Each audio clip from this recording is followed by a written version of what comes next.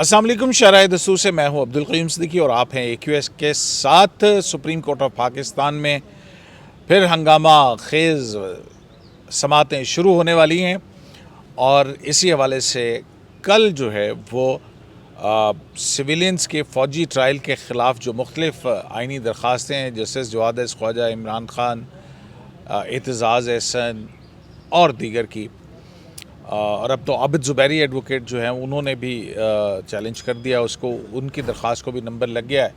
लेकिन एक जिसके अंदर जो 27 या 28 लोगों को इमरान ख़ान के दौर के अंदर पिछली हुकूमत में सज़ाएँ दी गई थी फ़ौजी अदालतों से, उन अदालतों को कलअदम करार देने के हवाले से भी कर्नल इनाम रहीम की एक आइनी दरख्वास्त है, लेकिन उस आइनी दरख्वास्त पर कोई नंबर अभी तक नहीं लगा है।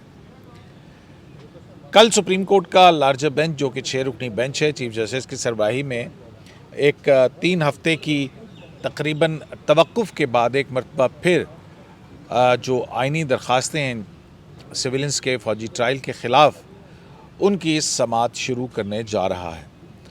और जहां कल इस की समाअत होगी, वहीं 21 जुलाई को प्रैक्टिस एंड प्रोसीजर एक्ट, जो कि 8 रुकनी बेंच चीफ जस्टिस की सरबराही में है और जो चीफ जस्टिस के इख्तियारात से मुताल्लिक़ है, बिलखुसूस मुक़द्दमात की फ़िक्सेशन और बेंचेस की तश्कील के हवाले से, उसकी भी समाअत होनी है।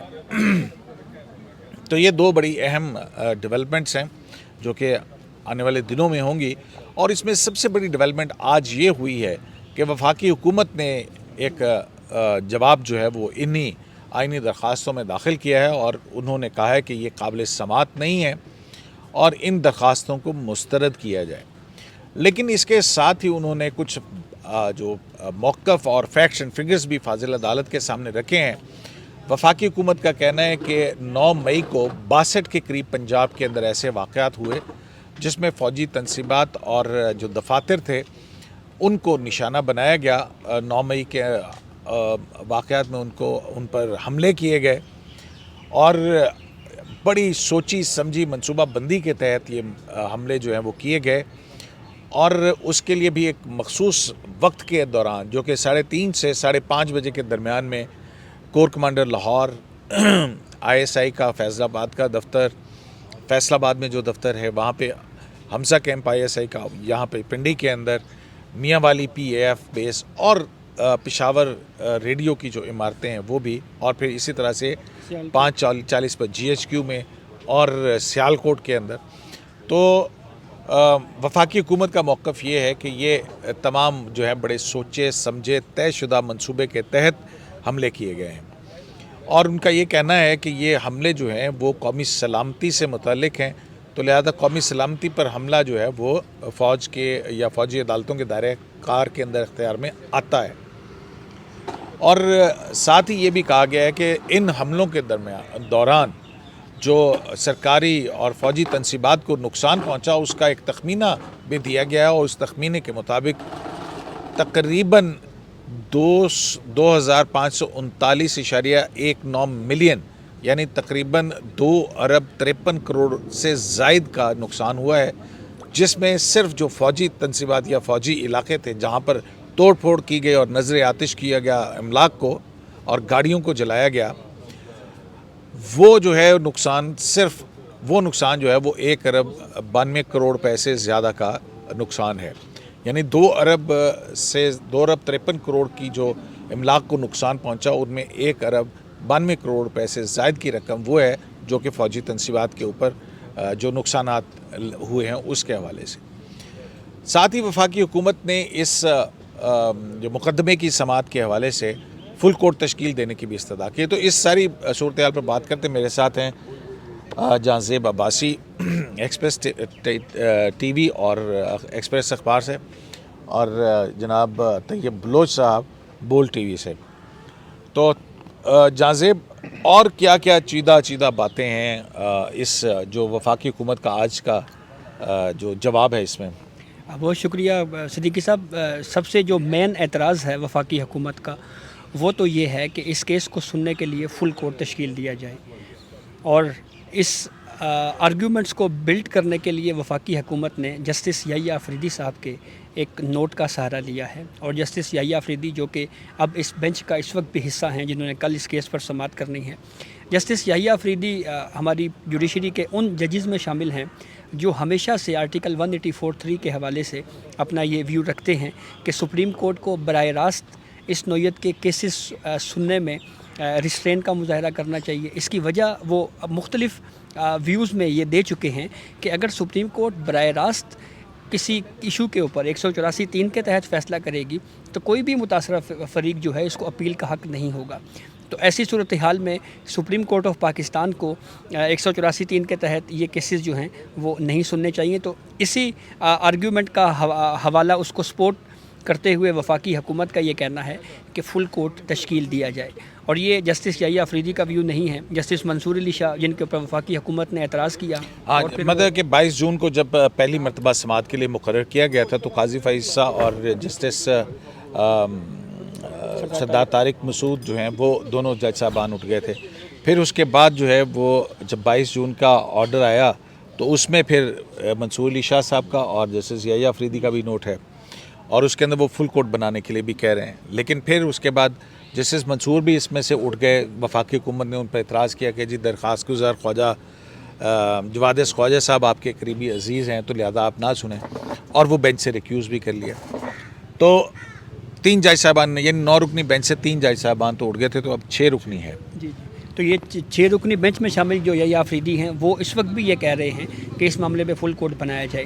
تو یہی وفاقی حکومت نے آج یہ کہا ہے کہ اس کیس پر سماعت کے لیے آپ کو فل کورٹ تشکیل دینا چاہیے. دوسرا جو اہم اعتراض وفاقی حکومت کا یہ ہے کہ 184(3) کے تحت یہ درخواستیں مینٹینیبل نہیں ہیں، یعنی قابل سماعت نہیں ہیں، کیونکہ اگر سپریم کورٹ براہ راست ان درخواستوں کو خارج کر دیتی ہے فرض کریں تو پھر اس کے بعد جب یہ ٹرائل ملٹری کورٹ میں چلے گا، پھر وہ ان کی اپیلیں ہائی کورٹ میں ہوں گی، تو کہیں ایسا نہ ہو کہ سپریم کورٹ کی کسی آبزرویشنز کسی فائنڈنگ کی وجہ سے ان کا ٹرائل متاثر ہو جائے. تو اس آرگیومنٹ کے ساتھ انہوں نے یہ کہا ہے کہ آپ ان درخواستوں کو ڈسمس کریں، اور پھر متعلقہ جو ہائی کورٹس ہیں وہاں پہ یہ معاملہ جانا چاہیے، اور پھر وہاں سے آتے ہوئے یہ اپیل جو ہے وہ سپریم کورٹ آف پاکستان میں آنی چاہیے. یہ 2 بنیادی اعتراضات جو ہیں. ہاں، اور اب یہ دیکھیں یہی انہی عدالتوں میں یا انہی 9 مئی کے واقعات میں 4 درخواست گزار گئے تھے. خدیجہ شاہ وغیرہ جو ہیں وہ لاہور ہائی کورٹ میں، اس میں باقر نجفی صاحب اور ایک دوسرے جج صاحب نے بھی ایک ججمنٹ دی، اور اس میں بھی انہوں نے بہت ساری ایسی باتیں کی جو کہ ان کے ٹرائل کو پریجوڈس کر سکتے. تو عدالتیں اس بات کا خیال رکھتی ہیں، اور وفاقی حکومت اب یہ کہہ رہی ہے کہ آپ نہ سنیں، ہو سکتا ہے کہ کسی کا حق جو ہے وہ متاثر ہو جائے اس طرح سے. اور دوسرا کہ یہ بہت ایکسٹرا آرڈنری جورسڈکشن ہے، اور اس وقت انووک کی جاتی ہے جب آلٹرنیٹ ریمیڈی کے فورمز موجود نہ ہوں. تو ہائی کورٹس موجود ہیں، اور پھر اس کے اندر پورا ملٹری ٹرائل کیسے ہوگا اس کا طریقہ کار بھی لکھا گیا ہے. تو یہ کتنا سگنیفیکنٹ ہے، یہ کتنا فورسفل لگتا ہے آپ کو وفاقی حکومت کا یہ جواب. اور یہ ملٹری ٹرائل کے حوالے سے بڑا انہوں نے کہا کہ جو فیئر ٹرائل کو کیسے یقینی بنائیں گے اگر یہ فوجی عدالتوں میں چلتا ہے مقدمہ. دیکھیں صدیقی صاحب، یہ تو مجھے بہت زیادہ جواب ہے حکومت کا. یہ حکومت کا جواب اگر میں اس کو عوامی انداز میں بیان کروں تو یوں ہے کہ انہوں نے بندیال صاحب کو باندھ دیا ہے، ٹھیک ہے، جواب کے اندر ہی. کیونکہ چیف جسٹس جو ہیں وہ فل کورٹ نہیں بنا رہے. جسٹس قاضی فیض صاحب، باقی ججز الگ ہوتے گئے. مین وجہ یہی تھی کہ اس معاملے کے اوپر جو ہے وہ آپ کا جو بینچ ہے جو تشکیل پایا گیا وہ مجوزہ جو قانون ہے یا supreme court practice and procedure اس کے تحت نہیں بنا. وہ 2 سپریم کورٹ کے سینئر ترین ججز کی وہ رائے تھی، وہ الگ ہو گئے. منصور علی شاہ کا جیسے آپ نے بتایا، یحییٰ خان آفریدی کا آپ نے بتایا. تو مجھے تو اس وجہ سے یہ ایک تو لگ رہا ہے کہ حکومت نے جو یہاں پہ جواب دیا ہے وہ بندیال صاحب کے لیے فردر پریشانی کا باعث ہے. اور خود اس 6 رکنی بینچ میں 9 میں سے جو سکڑ کے 6 رکنی بنا، اس 6 میں سے بھی ایک جج جسٹس یحییٰ خان آفریدی کے ہی نوٹ کا حکومت نے سہارا لیا. اب مجھے یہ لگ رہا ہے کہ ہو سکتا ہے کہ شاید وہ یحییٰ خان آفریدی بھی اگر بندیال صاحب جو ہیں وہ نہیں آتے حکومت کے اس فل کورٹ بینچ بنانے کی استدعا کے اوپر، تو ہو سکتا ہے وہ بھی ریکیوز کر جائیں. تو مجھے یہ بیل منڈے چڑھتے ہوئے نظر نہیں آتی. باقی آپ نے جو بات پوچھی، دیکھیں متعلقہ فورم موجود ہیں، جیسے آپ نے کہا کہ اگر متعلقہ فورم نہ ہوں، کوئی ایمرجنسی ہو، کوئی جنگی حالات ہوں، کچھ ایسی کیفیت ہو تو ملٹری کورٹس کے اندر ٹرائل ہوتا ہے، متعلقہ فورم موجود ہیں. لیکن میں ایک سچ بات ہے کہ یہ چیز مجھے نظر آ رہی ہے، عوام کو نظر آ رہی ہے، تو کیا ان لوگوں کو نظر نہیں آ رہی جو وکٹم ہیں ثانیہ 9 مئی کے، جن کی گھروں کے اوپر، جن کی فوجی تنصیبات کے اوپر، جن کے اوپر حملے ہوئے؟ اور وہ تو خود اس جواب کے اندر بھی حکومت نے بھی یہ کہا کہ بھئی جو کلبھوشن یادو کے تناظر میں اگر ہم دیکھتے ہیں یا شکیل افریدی کے تناظر میں جو پاکستان اور پاکستان فوج کے خلاف جو انٹرنیشنل کنسپرنسیز چل رہی ہیں، جو انٹرنیشنل سازشیں چل رہی ہیں، یہ سارے تانے بانے اس سے مل رہے ہیں. ٹھیک ہے، وہ تو خود وکٹم ہے. تو اس میں اگر سچ میں یہ ہے کہ اگر بندیال صاحب کی ساسو ماں کا جورسپروڈنس اس پورے ہمارے جوڈیشل سسٹم پہ اپلائی نہ ہوا ہوتا تو شاید ملٹری میں ان کے مقدمات ہی نہ جاتے، ہماری جو سویلین عدالتیں ہیں وہی فیصلہ کرتی. لیکن ہم نے خود دیکھا، دیکھیں میں آپ کو ہائی کورٹ اچھا کے اس میں بڑی دلچسپ سی وہ حقائق ہیں جو بالکل، بیان بالکل. کیے گئے، میرے خیال میں وہ پڑھ دیں صحیح وہ ہے، پڑھ دینے ضروری ہیں. ضروری ہے. وہ گورنمنٹ کہتی ہے کہ جی یہ جو ہے بڑی جو 9 مئی کے جو اٹیکس ہیں ان کے اوپر مختلف جو ملٹری انسٹالیشنز ہیں اور وہ اس کی اسٹیبلشمنٹس ہیں اکراس دا کنٹری، اس میں آرگنائزڈ اور کوآرڈینیٹڈ مینر کے اندر جو ہے منظم انداز میں حملے کیے گئے ہیں. اور یہ کوئی جو باہر سے آ کے نہیں کیے، لوکلی آرگنائز تھے. اور جو اس میں جو ہے وہ پری میڈیٹڈ تھے، پہلے سے طے شدہ انٹینشن اور کوشش کے مطابق کیے گئے تھے. اور پھر وہ کہتے ہیں کہ جتنے مختصر وقت میں یہ کیے گئے ہیں اس کی تفصیل دیتے ہیں کہ specifically perpetrators attacked corps commander house Lahore 5:40 پہ اور GHQ ایٹ 5:30، PF بیس میاں والی 5:30 پہ، ISI establishment civil lines Faisal آباد 3:15 پہ، سیالکوٹ کینٹ 5 بجے، ISI اسٹیبلشمنٹ حمزہ کیمپ راولپنڈی 3:30 بجے، گجرانوالہ کینٹ میں 7 بجے، بنو کینٹ میں 3:35 پر، اور Peshawar radio station Peshawar cantt میں 3 بجے جو ہے وہ یہ ہوا.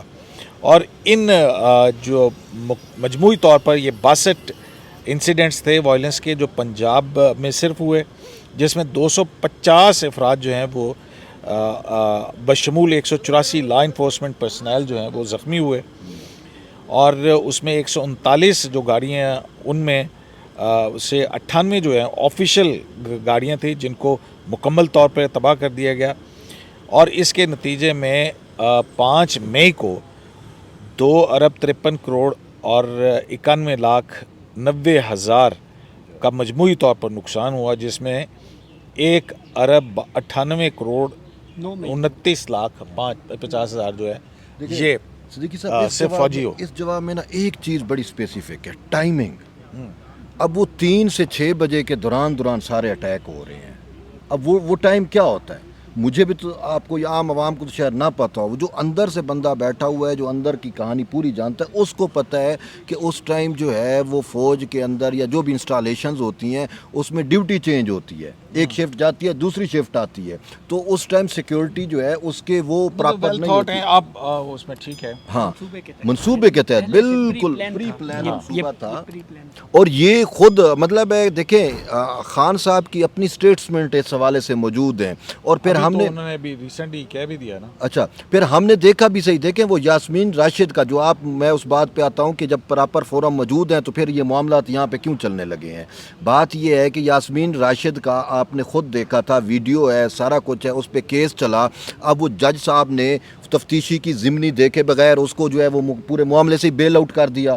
تو اس کے بعد فوجیوں میں یہ چیز ذہن میں آئی، بھئی دیکھیں بھی یہ تو ساسو ماں کے جورسپروڈنس پہ عدالتیں چل یہ بھی رہی ہیں. ہے، کچھ فیکشن فگر ایسے بھی سامنے آئے تھے کہ جو پنجاب کے اندر 5,000 کے قریب جو گرفتاریاں ہوئی تھیں اس میں سے 1,700 جو ہیں وہ جب مجسٹریٹ کے سامنے نہیں جاتے وہاں پہ ڈسچارج کر دیا گیا کیس سے. مطلب یہ بھی ایک بہت بڑی انپریسیڈنٹڈ چیزیں تھیں. اب دیکھیں یاسمین راشد کی ٹھیک ہے، میری اس سے ہمدردی شاید ہو سکتی ہے کہ وہ خاتون ہے، سارے چیزیں ہیں، لیکن یہ دیکھیں کہ وہ لیڈ کر رہی تھی، پورے جتھوں کو لیڈ کر رہی تھی. اور چلیں وہ تو اب دیکھیں گے نا، ہمیں اس طرف میرا خیال ہے نہیں جانا چاہیے. اور کیسز چل رہے ہیں اور اس کے اوپر رائے نہیں دینی چاہیے، پریجوڈس نہیں کرنا چاہیے. میں ایک چیز آپ کو بتاؤں کہ اس وقت جوڈیشری کے اندر جو کچھ بھی ہو رہا ہے، جتنے بھی امپورٹنٹ کیسز ہیں، اس میں کہیں نہ کہیں ہمیں یہ جھلک نظر آتی ہے کہ پالیٹکس ہو رہی ہے. مثال کے طور پہ जो गुज़िश्ता दिनों एक डाटा जारी किया गया पाकिस्तान की चलें, इस- डाटा तो आप बाद में आइएगा। कोई इतलात ऐसे भी हैं कि किसी इंजीनियर जमील साहब जो हैं वो कम्युनिस्ट पार्टी वाले जी ने, सर। उन्होंने कोई रेफरेंस भिजवाया सुप्रीम जुडिशल काउंसिल को। सर वो शिकायत उन्होंने भिजवाई है और सॉरी, कंप्लेंट। और उस कंप्लेंट में उन्होंने हवाला दिया है जो 2-3 यूट्यूबर्स की चीफ जस्टिस ऑफ पाकिस्तान साहब से मुलाकात हुई और उस मुलाकात के ऊपर जो वीलॉग के ज़रिए जो कंटेंट बाहर आया उसका हवाला दिया गया है कि ये किस तरह से उस कंटेंट में ये कहा गया है कि चीफ जस्टिस ऑफ पाकिस्तान साहब ने ये कहा जी कि ये जो हमारे जजेस हैं उनको शायद फ़ौज तंग कर रही है और इसलिए ये इस पूरे मामले के ऊपर जो है वो सुप्रीम जुडिशल काउंसिल जो है वो इस मामले में चीफ जस्टिस ऑफ पाकिस्तान के ख़िलाफ़ जो है वो प्रोसीडिंग का कार्रवाई का आगाज़ करे। तो ये कंप्लेंट जो है वो आज आ जाइए। आज जमा तो कराई अभी आप गई। क्या आप अच्छा, उससे कनेक्ट तो करें। मैं सर बात कर रहा था पॉलिटिक्स की। तो वो जो डाटा जारी हुआ है कि किस जज की सरबराही में कितने केसेस जो है वो डिस्पोज ऑफ किए गए। अच्छा, मैं गुज़िश्ता कुछ दिनों से रेगुलर एक प्रैक्टिस मैंने की है कि मैं बेंच 1 में बैठूं और कोशिश करूं कि कौन कौन से केसेस इस वक्त जो है वो सुने जा रहे हैं। अभी भी जो Majority कॉज में लिस्ट सर- लगी हुई है उसके अंदर 101 कनेक्टेड मैटर्स लगे हुए हैं, जी, पता है जी। आपको। एक तो एलिमेंट है कनेक्टेड मैटर्स का, दूसरा एलिमेंट ये है कि टाइम बार्ड या ऐसे केसेस जो जिनमें आप यूँ समझ लें कि वो गैर मौसर हो चुके हैं, यानी किसी जगह के ऊपर जो दरख्वास्त गुजार है वही चला गया दुनिया से, यानी लाइव इशू नहीं है उसमें। उस तरह के केसेस जो हैं वो समात के लिए मुकर्रर होते हैं और इसमें एक जो क्योंकि हम मीडिया पे बात कर रहे हैं कि बहुत ज़्यादा इस वक्त सुप्रीम कोर्ट में ज़ेर समात मुकदमात की तादाद में इजाफा हो गया है, तो उसको ज़ाइल करने के लिए ये एक चीज़ें हो रही हैं। उसके साथ साथ आप देखें जस्टिस काजी फ़ायज़ ईसा साहब इस 9 रुकनी बेंच का हिस्सा थे और उन्होंने जो ओपन कोर्ट में जो वजह बताई, उन्होंने ये कहा कि मुझे इस बेंच में शामिल करने से पहले मुझसे मुशावरत नहीं की गई और मैं अपने घर पे था तो एक दिन पहले मुझे स्टाफ की तरफ से बताया गया कि भाई ये केस जो है ये तो इसमें आपको भी शामिल किया गया है, तो मैं यहाँ पे वजाहत करना चाहता हूँ। और फिर वो सारी वजाहत उन्होंने की, प्रैक्टिस एंड प्रोसीजर की। तो बात करने का मकसद ये साथ है में ये भी कहा कि चीफ जस्टिस ने जब मुझसे पूछा था तो फिर मैंने उनको 5 सफ़ात का एक तफसीली जवाब लिखा था, तो सर जिसके अंदर कि क्यों ये मुनासिब नहीं समझते, क्योंकि ये प्रैक्टिस एंड प्रोसीजर तो बेसिकली इन 3 सुप्रीम कोर्ट के जजेस के हवाले से लागू होता है ना, जो कमेटी ऑफ जजेस है, चीफ जस्टिस, सीनियर प्यूने और जो है उनसे सीनियर जो जज हैं। तो मैं सर ये कहना चाह रहा हूँ कि इस अहद में जो कुछ भी हो रहा है, कम से कम ये जो सियासत है ये नहीं होनी चाहिए, जुडिशल पॉलिटिक्स नहीं होनी चाहिए। वो तो बिल्कुल ठीक बात है आपकी। अच्छा तैयब, आप ये देख रहे हैं कि जैसे ये काफ़ी दिन से मुझे जो सेंस आ रही है, पता नहीं आपको आती है कि नहीं आ रही है, कि हमने देखा कि जैसे 22 का ऑर्डर आया, फिर उसके बाद 23 का भी ऑर्डर आया, उसमें 2 जज साहिबान जो हैं वो फुल कोर्ट की बात कर रहे हैं। और पहले तो जस्टिस काजी फ़ायज़ ईसा का जो और जस्टिस सरदार तारिक मसूद का नोट जो था वो वेबसाइट से हटा दिया गया। ठीक है, तो लेकिन फिर उसके बाद ये जारी भी हुए और फिर सारा कुछ हुआ। तो आप नहीं समझते कि जैसे कि अगर आप चीफ जस्टिस के शूज़ में जाके देखें तो वो ये प्लान कर रहे होंगे कि हाँ ठीक है, प्रैक्टिस एंड प्रोसीजर एक्ट जो है उसका स्टे हम वकेट कर देते हैं, और फिर ये जो फ़ौजी अदालतों वाला केस है, अब जैसे कि फेडरल गवर्नमेंट ने भी कह दिया और जज साहिबान की तरफ से भी कहा जा रहा है, तो चीफ जस्टिस एक फुल कोर्ट तश्कील दे दें इस हवाले से, और फिर वो जो है वो इसका फैसला करे। सर सेंस तो आपको लगता है ऐसा? सेंस यही क्योंकि बन रही चीफ है। जस्टिस जो है वो एक अपनी लेगेसी जो है वो उसका उनको बड़ा है, तभी वो कभी कहते हैं मैंने 8000 से ज़्यादा एक साल में मुकदमा ख़त्म किए, लेकिन 8000 कभी उसकी कुछ- जजमेंट तो दिखा दें, जजमेंट तो आपको 8000 नहीं मिलेंगी। लेकिन ये जो आप कह रहे हैं ये सेंस प्रिवेल कर रही है, ऐसा होता हुआ कहीं ना कहीं नज़र आ रहा है, क्योंकि जो काजी साहब और सरदार तारिक मसूद साइड पे हो गए थे तो वो supreme court practice and procedure वाले मामले पे, और उसमें भी चीज़ ये है कि कानून तो मौजूद है। आप ये देखें कि हुक्म इम्तना है, हुक्म इम्तना से कानून तो कलअदम करार नहीं हो जाता ना, कानून मौजूद है। तो अब हो सकता है कि इन दोनों को उन्होंने एक साथ रखा है, 18 को ये है तो वो दूसरा में शायद 21 को है, तो हो सकता है जो आप सोच रहे हो शायद वो ऐसा करें कि वो स्टे ख़त्म कर दें, تو وہ قانون نافذ ہو جائے گا، تو اس کے تحت پھر یہ تینوں جج بیٹھیں گے اور پھر فل کورٹ بنائیں گے اس معاملے کے اوپر. کیونکہ یہ جو ملٹری والا معاملہ ہے اس میں جو ہے وہ بندیال صاحب ہر صورت یہی چاہتے ہیں کہ ایک ایسا ججمنٹ سپریم کورٹ سے ضرور آئے، چاہے اس میں یہ بیٹھیں یا کوئی اور جج ہوں، کیونکہ یہ پرنسپلی طے ہونا ہے، چیزیں تو پرنسپلی طے ہونی ہے. تو اس میں کچھ جہاں یہ صورتحال بن رہی ہے اس میں کچھ کرش کا یا محبت کا بھی تعلق ہے کوئی؟ محبت کا تو تعلق ہے.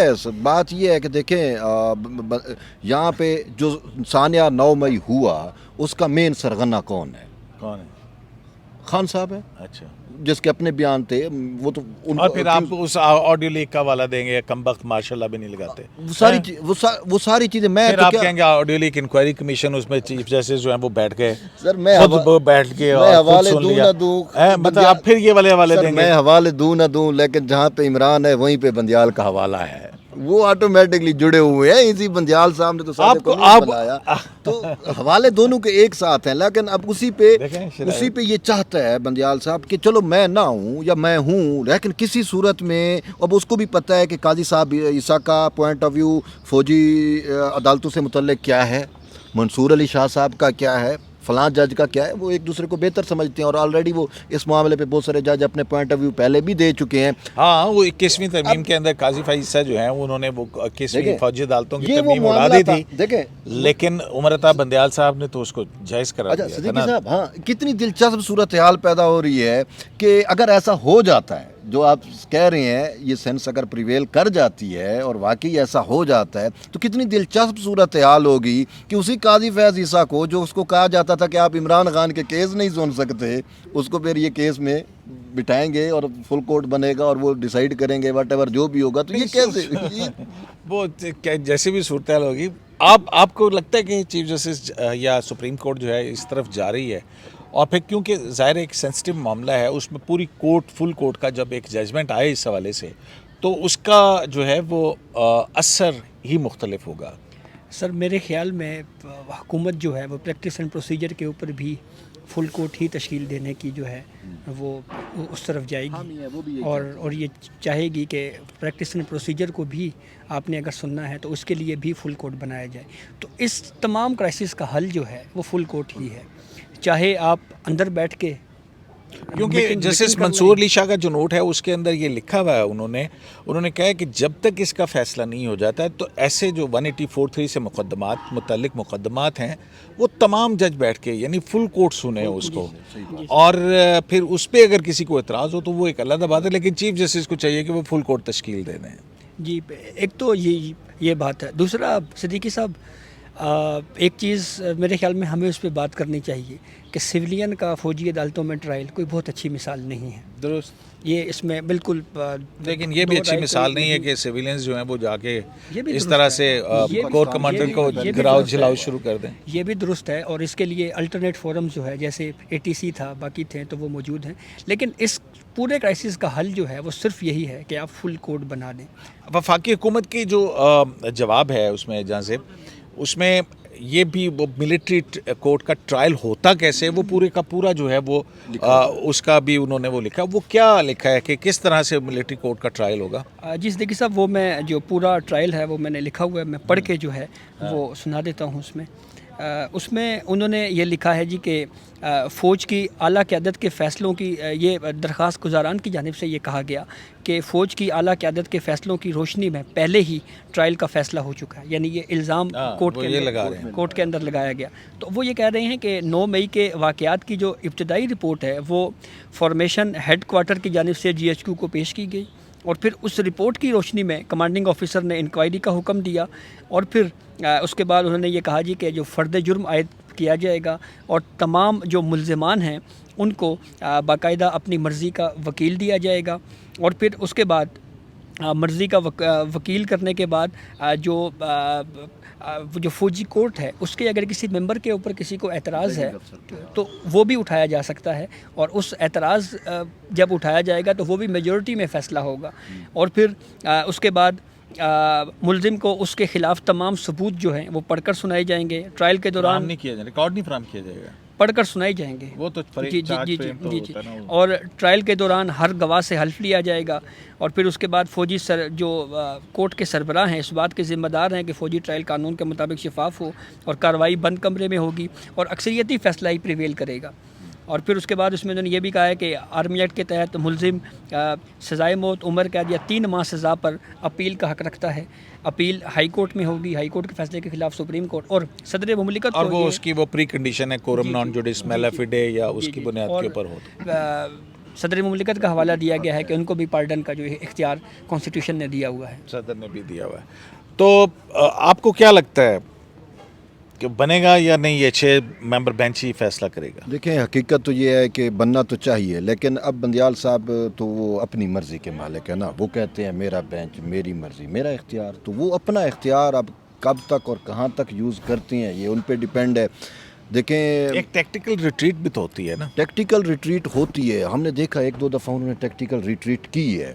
لیکن اب اس معاملے پہ اب میں نہیں، یہ تو فیصلہ ہے بندیال کا، لیکن میں نے ایک چیز تو طے ہے کہ یہ justice Bandial, chief justice Bandial, محترم آنریبل چیف جسٹس بندیال صاحب کا فیصلہ ہے وہ کہ وہ ڈیسائیڈ انہوں نے کرنا ہے کہ وہ کیا کرتے ہیں.